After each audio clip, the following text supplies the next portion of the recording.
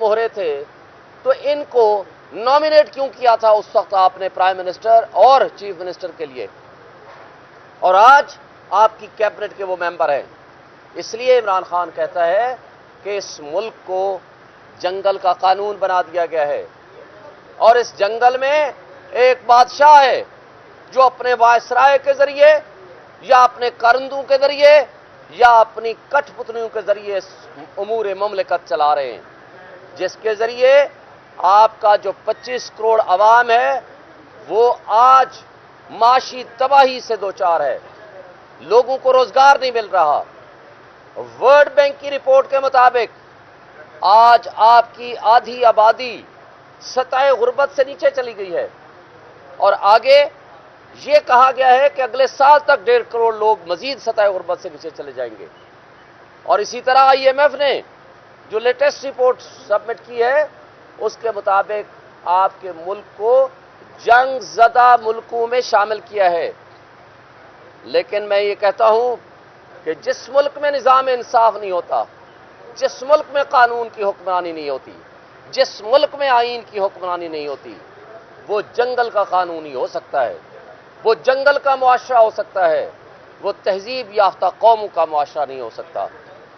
किसी भी तहजीब याफ्ता मुआशरे में, किसी भी जमहूरी मुल्क में एक वोट की ताकत होती है जिसके जरिए यहां तब्दीली लाई जाती है। आप सब मेरे दोस्त गवाह हो, मीडिया के दोस्तों को मैं सलाम पेश करता हूं। हाँ, वो सोशल मीडिया है, मैं उसको बाबा नहीं कहता, मैं उसको सलाम पेश करता हूं। खा वो इलेक्ट्रॉनिक मीडिया हो जिसने 8 फरवरी को सच दिखाया और PTI 180 से ज्यादा सीटें जीतने के बावजूद आज हम लोग बाहर बैठे हुए हैं। मेरा हल्का ये हल्का है जहां हम खड़े हैं, और ये प्राइम मिनिस्टर हाउस में पीछे यहां मेरा पोलिंग स्टेशन था जहां presidency prime minister house diplomatic enclave के मुलाजिमीन ने भी वोट डाला। आप किसी से जाकर पूछ लें, बहुत भारी अक्सरियत से वहां से भी मैं जीता, पूरे इस्लामाबाद से, देहात से भी, शहर से भी 1,05,000 वोट लिया। लेकिन कठपुतलियों को यहां ईवान में भेज दिया गया। इसी तरह तीनों हल्के, इसी तरह पंजाब और इसी तरह कराची, इसी तरह बाकी हल्कों में। मैं समझता हूं कि आज इंसाफ के ऊपर जितना बड़ा दाग और धब्बा लग चुका है, आज आपने देखा कि सारी रिपोर्ट्स पढ़ी गई। इस्लामाबाद हाई कोर्ट के वो मुअज़्ज़ज़ 6 जज साहबान जिन्होंने यहां खत लिखा है, इसी तरह लाहौर हाई कोर्ट के, डिस्ट्रिक्ट जुडिशरी के, मातहत अदलिया के और हाई कोर्ट के जज साहबान ने यहां खत लिखा है। फिर सबसे इंपॉर्टेंट पेशावर हाई कोर्ट ने यहां खत लिखा है। ये वो इंडिकेशंस दी हैं कि आज भी इंटरफेरेंस हो रही है।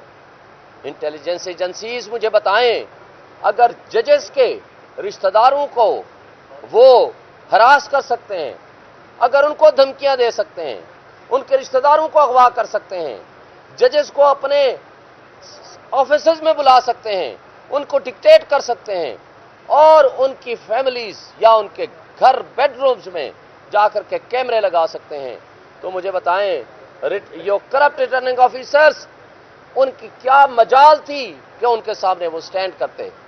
और इसी तरह मैं शदीद मजम्मत करता हूं, पिछले 1 हफ्ते से जिस तरह जस्टिस अतर मिनल्लाह और जिस तरह जस्टिस बाबर सत्तार की खिलाफ जो मूवमेंट चलाई जा रही है, और जो उनके फैमिली के उनके जो वो कागजात या कोई भी ऐसे कॉन्फिडेंशियल डॉक्यूमेंट्स, इसलिए आज भी मैं एस्टेब्लिशमेंट को वार्न करता हूं कि आप आईन और कानून की पासदारी में आ जाइए। ये अवामी इनकलाब जो 8 फरवरी को आया था, उसको मान लीजिए। इस मुल्क को जंगल का कानून मत बनाइए, जो कि 25 करोड़ अवाम आज अपना फैसला दे चुके हैं। लेकिन इस फैसले से आप इख्तलाफ करेंगे, जोर जबरदस्ती करेंगे, तो जवानों के, नौजवानों के और अवाम के नजरियात डंडे के जोर से न माजी में कभी तब्दील हुए हैं, न आइंदा कभी तब्दील होंगे।